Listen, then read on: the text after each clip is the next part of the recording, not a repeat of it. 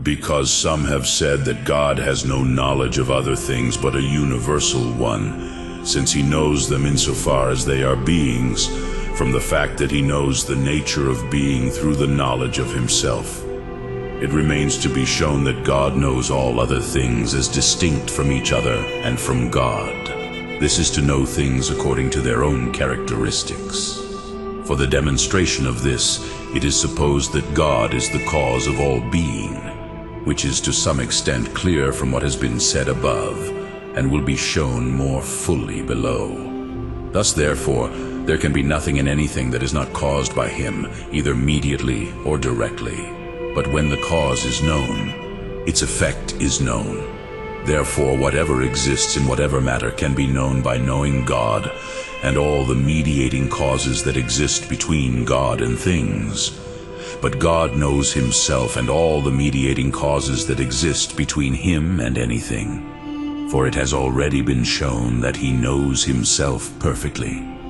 But when he knows himself, he knows that which is directly from him. When he has known this, he knows again that which is directly from him. And so about all middle causes until the ultimate effect. Therefore God knows whatever is in reality. And this is to have a proper and complete knowledge of the subject, namely, to know all that is in reality, common and proper. God therefore has his own knowledge of things, according as they are distinct from one another. Still, everything that acts through the intellect has knowledge of the thing it acts according to the proper nature of the act, because the knowledge of the doer determines the form of the act. But God is the cause of things through the understanding. Since his being is his understanding, each thing acts insofar as it actually is. Therefore he knows his cause properly, according as it is distinct from others. Further, the distinction of things cannot be by chance, for it has a definite order. There must therefore be a distinction in things from the intention of some cause, but not from the intention of some cause acting through the necessity of nature, because nature is determined to one, and thus the intention of no thing acting through the necessity of nature can be to many inasmuch as they are distinct. It remains then that the distinction in things proceeds from the intention of someone who knows the cause. Now it seems that the intellect is proper to consider the distinction of things. Hence Anaxagoras also called the intellect the principle of distinction. But the universal distinction of things cannot be from the intention of some secondary causes, because all such causes are from the universe of distinct causes. This, then, is the first cause, which by itself is distinguished from all others, to aim at the distinction of all things. God therefore knows things as distinct. Again, whatever God knows, he knows most perfectly. For in him is all perfection, as in the simply perfect, as was shown above. But that which is known only in general is not known perfectly, for they are ignorant of those things which are the principal things of that thing, namely, the ultimate perfections, by which its proper being is completed, whence by such knowledge the thing is known more in potentiality than in actuality. Therefore, if God, by knowing his essence, knows everything in the universal, it is necessary that he also has his own knowledge of things. Still, whoever knows any nature knows by himself the accidents of that nature, but by itself the accidents of a being, insofar as it is a being, are one and many, as is proved in the fourth metaphysics. Therefore, if God, by knowing his essence, knows the universal nature of being, it follows that he knows multitude.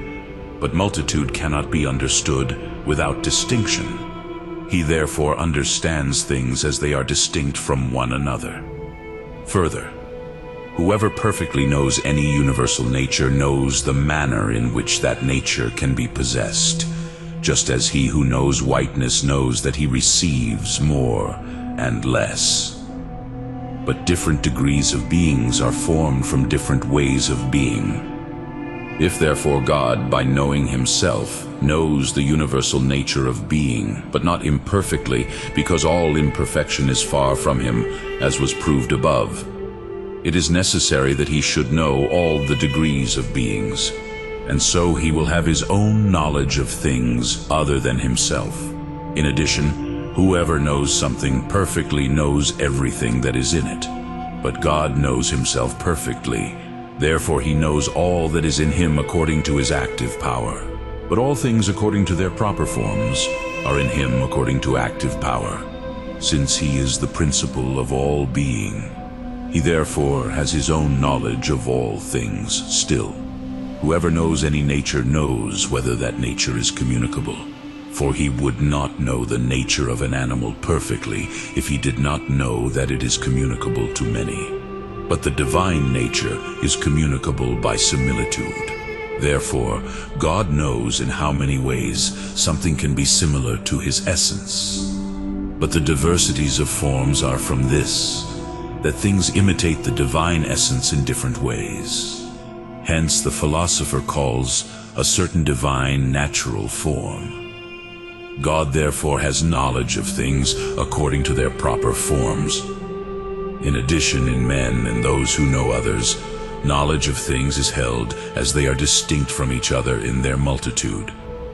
If therefore God does not know things in their own distinction, it follows that he is most unwise, which the philosopher regards as inconvenient in one de anima and three metaphysics. We are taught this also by the authority of the canonical scriptures, for it is said that Genesis 1:31 God saw all that he had made, and they were very good. And Hebrews 4:13 there is no creature invisible in his sight, all things are naked and open to his eyes.